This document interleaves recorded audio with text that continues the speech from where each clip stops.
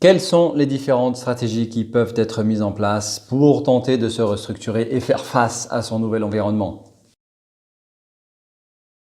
Bonjour à tous, Layesh El Amrani, expert comptable spécialisé dans la profession réglementée du droit. Nous poursuivons notre série sur les restructurations après l'épisode précédent qui était plutôt théorique sur les manières d'analyser et de définir une stratégie. Nous allons essayer de déployer quelques-unes des stratégies possibles. Évidemment, il y en a pléthore.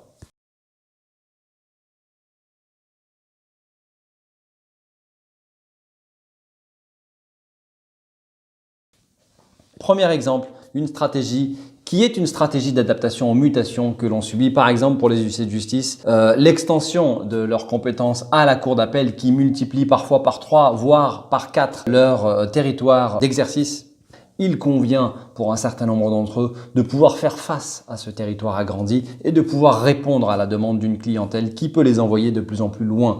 Ils n'ont pas forcément la capacité de faire parfois plusieurs centaines de kilomètres pour pouvoir effectuer un acte qui ne sera pas forcément rentable au vu de la distance. Si jamais il y a une matière importante à distance, le rapprochement de deux études qui sont d'un côté et de l'autre du territoire pourrait être une possibilité. Le rapprochement de deux ou plusieurs études peut se faire via plusieurs schémas juridiques, nous y reviendrons dans les prochains épisodes, ou peut se faire également via l'acquisition d'une étude qui serait à vendre. Nous pouvons également ouvrir des bureaux secondaires si nous remplissons les conditions et si nous pouvons nous installer sur une zone où il n'y a pas de concurrents. Cela va impliquer pour un certain nombre d'études une restructuration de son mode d'exercice en vue du rapprochement qu'elles peuvent envisager pour pouvoir faire face à cette nouvelle compétence élargie à la cour d'appel. Deuxième stratégie adaptée aux mutations de son environnement, la stratégie de l'interprofessionnalité. Évidemment, tout le monde ne va pas du jour au lendemain verser dans l'interprofessionnalité et se regrouper avec des notaires, des huissiers, des experts comptables, des avocats ou que sais-je encore. Vous l'avez compris, un certain nombre de clients plus ou moins importants peuvent être intéressés par un prestataire qui sera pluridisciplinaire. Il convient évidemment d'avoir dans un premier temps ce type de client en nombre et puis ensuite d'envisager une offre de service pluridisciplinaire qui pourrait répondre à son besoin. Cette réflexion doit évidemment se faire à plusieurs avec les partenaires et les associés avec lesquels on a identifié cette complémentarité. Une fois que cette réflexion se concrétise sur une vision commune, sur une offre de services pluridisciplinaires et qu'une clientèle cible existe, il conviendra évidemment de s'organiser d'un point de vue juridique via soit la création d'une holding interprofessionnelle ou via directement par la création d'une SPE, d'une société pluriprofessionnelle d'exercice. Autre stratégie plus classique, une stratégie de croissance permettant de développer son activité. La croissance peut être interne ou externe. Si on se concentre sur son activité et sur ses clients, évidemment, on peut envisager une hausse de son chiffre d'affaires par une meilleure exploitation de ses dossiers, par la création de nouveaux services.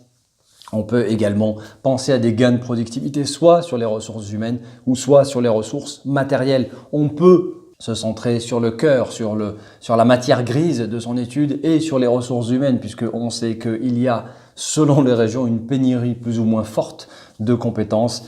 L'objectif ici, quand on tient quelqu'un de bon, quand on tient un salarié compétent, évidemment, c'est de le fidéliser et de faire en sorte qu'il s'inscrive dans la durée dans notre étude par la proposition d'un certain nombre d'avantages concrets que peuvent être des formations ou que peuvent être des outils de fidélisation. Les gains de productivité également peuvent se faire via la rationalisation de ses ressources matérielles et cette rationalisation pourra s'effectuer via notamment un rapprochement, une fois encore, de plusieurs études pour mettre en commun des moyens. Ce volet concernait la croissance interne, il y a évidemment la croissance externe. La croissance externe peut se faire via le rachat d'un certain nombre d'études, soit dans sa zone de compétence sur sa cour d'appel ou sur des cours d'appel voisines. L'objectif de ce rapprochement est évidemment de développer le chiffre d'affaires global et de permettre la création de zones de production et de zones d'accueil ou alors de créer des zones de spécialité pour augmenter son niveau d'expertise. Au moment où on fait le constat que la césure se confirme véritablement de plus en plus entre les activités relevant du monopole qui se réduisent par leur nombre et par leur prix d'une part et d'autre part les activités hors monopole qui ont tendance à se développer. Évidemment, la stratégie ici qui peut être mise en place est une stratégie de diversification.